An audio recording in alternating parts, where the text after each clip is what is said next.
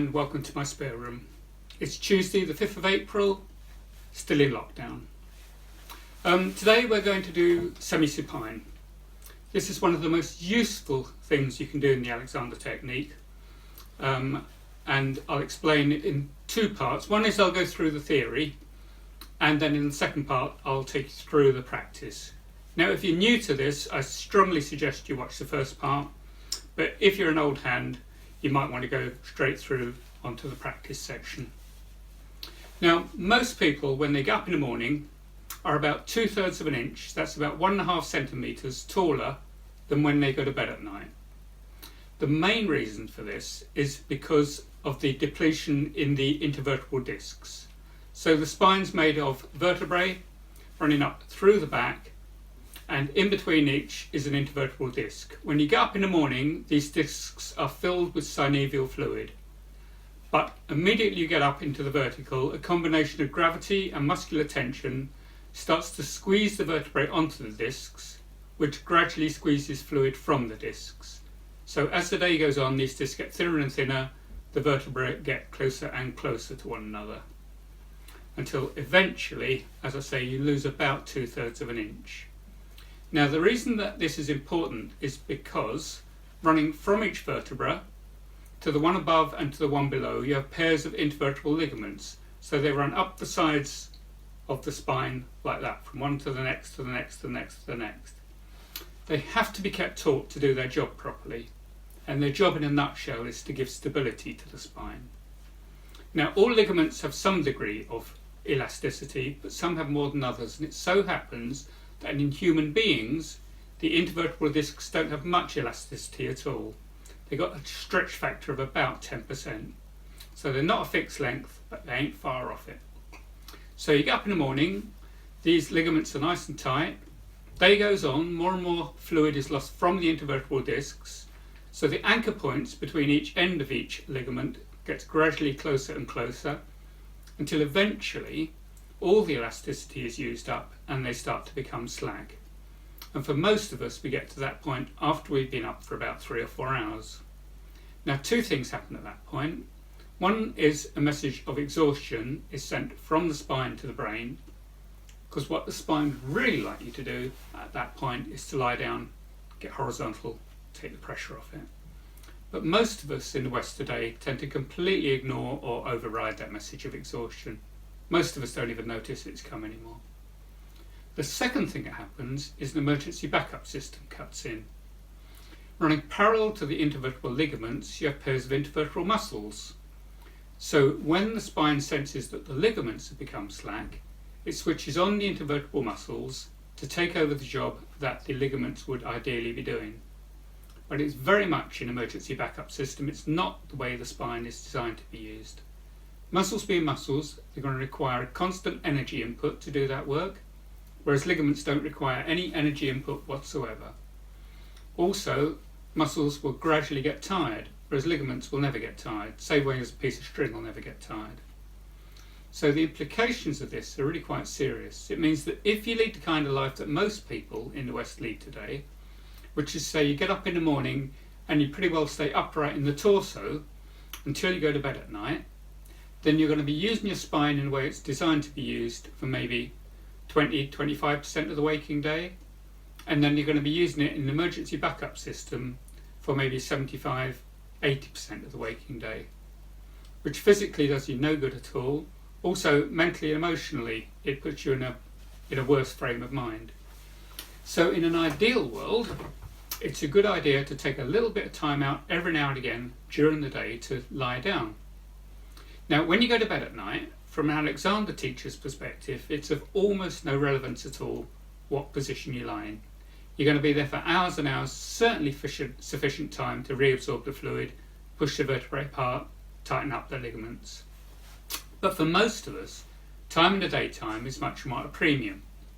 So what Alexander suggested is that when you take time out to lie down during the day, you lie in a position of maximum rest for the spine so that you can reabsorb the fluid as quickly as possible. And that position is called the semi-supine position, which is a posh name for lying on your back with your knees bent. And because it's a position of maximum rest for the spine, you can fully reabsorb the fluid in about 15 or 20 minutes.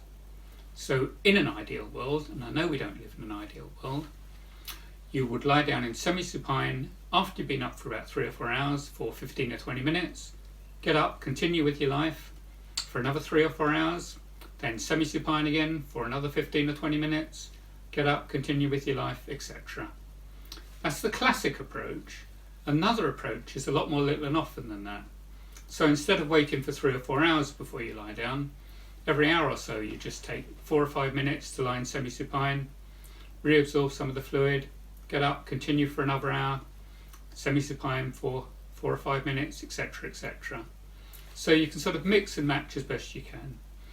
And I know that some people find it impossible, whatever they're doing for work, etc., etc. My next best suggestion is that if you can't find any time, place, opportunity whatsoever to lie down during the day, as soon as you get home in the evening, shut the door, lie down.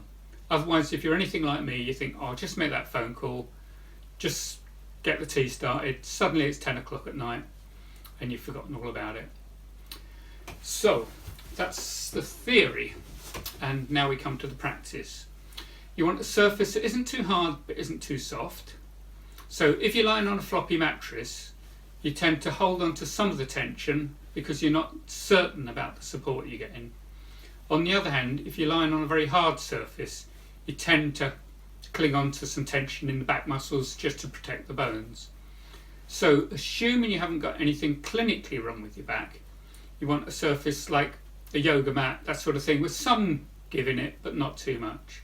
If you do have clinical problems with your back, then lying on a much softer surface is fine.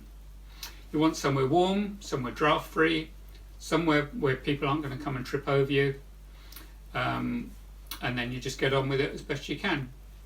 Now, I've got a yoga mat here. You need a certain height of books under your head when you're doing this. That pays attention to your head, neck, back alignment, which is a very important part of the Alexander technique.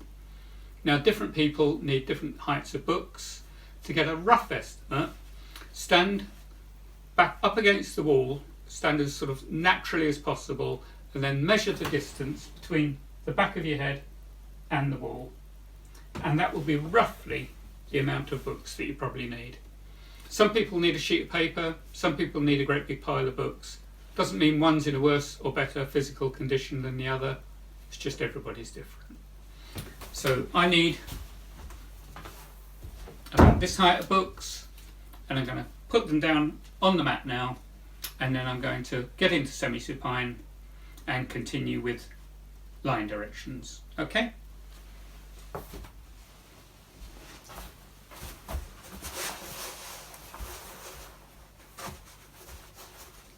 And this is the semi-supine position.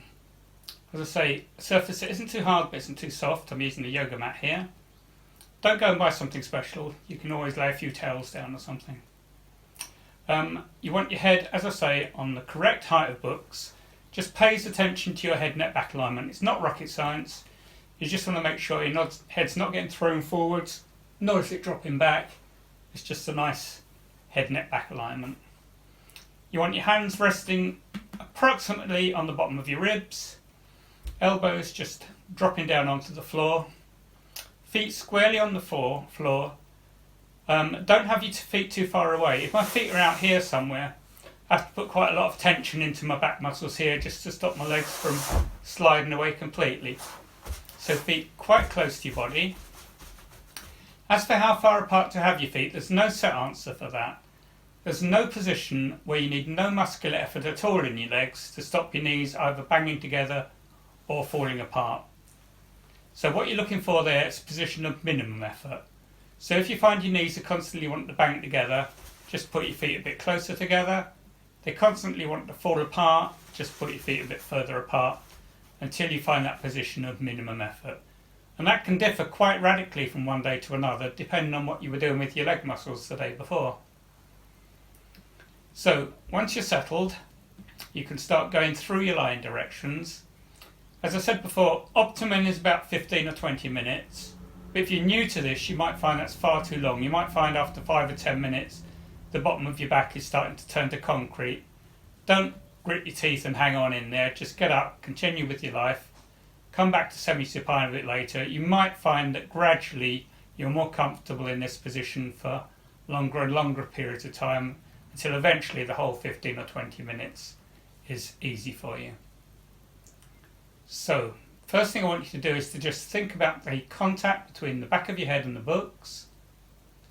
And heads are very, very heavy. They're about the same weight as a 10-pin bowling ball, 4 or 5 kilograms. Don't try to push your head down into the books, but do see if you can suggest that you put a little less tension in the back of your neck, in your upper back, in your shoulders, so as to allow all the weight of your heavy, heavy head to drop down into the books, in the absolute certain knowledge that the books will support your head. Ask to be soft and free in the back of the neck.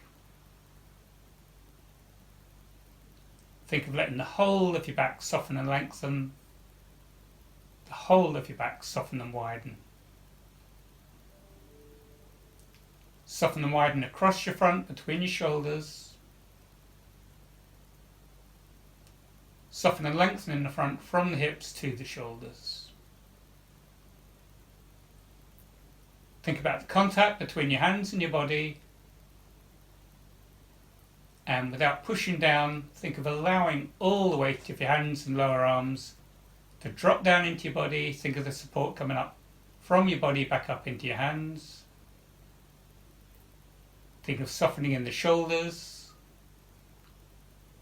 softening in the elbows, softening in the wrists, softening and lengthening from the shoulders to the elbows, softening and lengthening from the elbows to the wrists. Think of softening and lengthening from the left hip to the right shoulder, lovely long diagonal. Think of softening and lengthening from the right hip to the left shoulder, another lovely long diagonal. And think of both of those diagonals at the same time, softening, lengthening, releasing.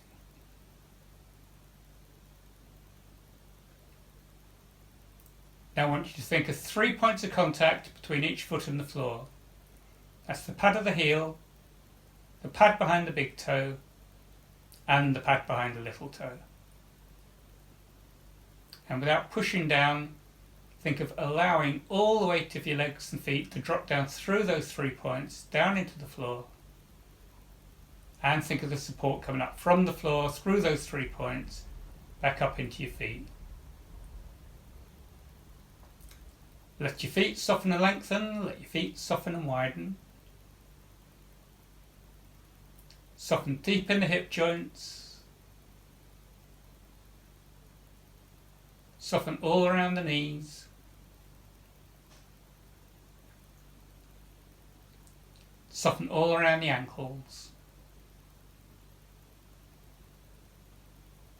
Soften and lengthen from the hips to the knees.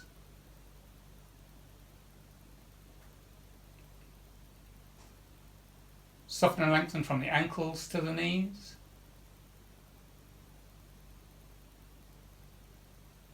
And just think of your whole self lying here now, softening, lengthening, widening, releasing, taking up all the space you need. Don't try to make yourself small.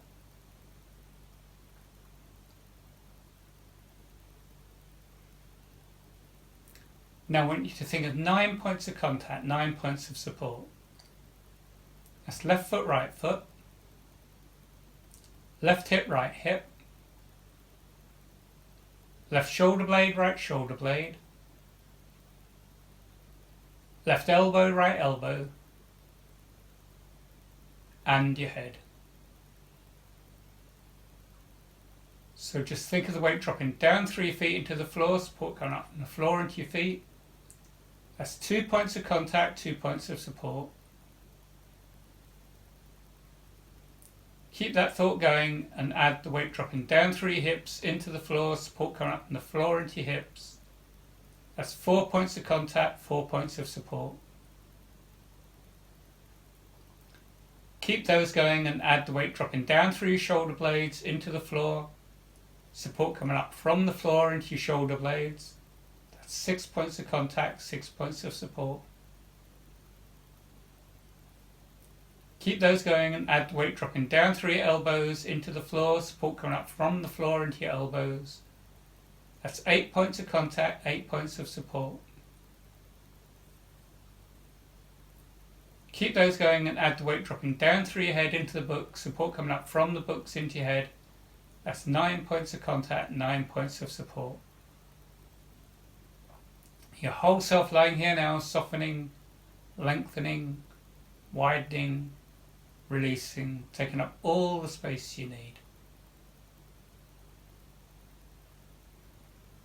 Now, if you want to stay lying here for a little bit longer, just go right ahead. But when it's time for you to get up, instead of getting up from here immediately, you might just want to just lift your knees up, put your hands round your knees like this, and just rock a little bit from side to side. Just get a little bit of movement into the back before you actually roll over and come up to standing. Don't have to do that. I quite like doing it myself.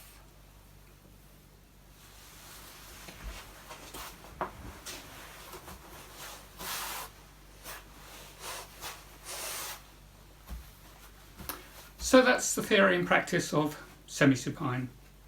Very, very useful thing to do. Hope you've enjoyed this, and see you again soon. Bye-bye.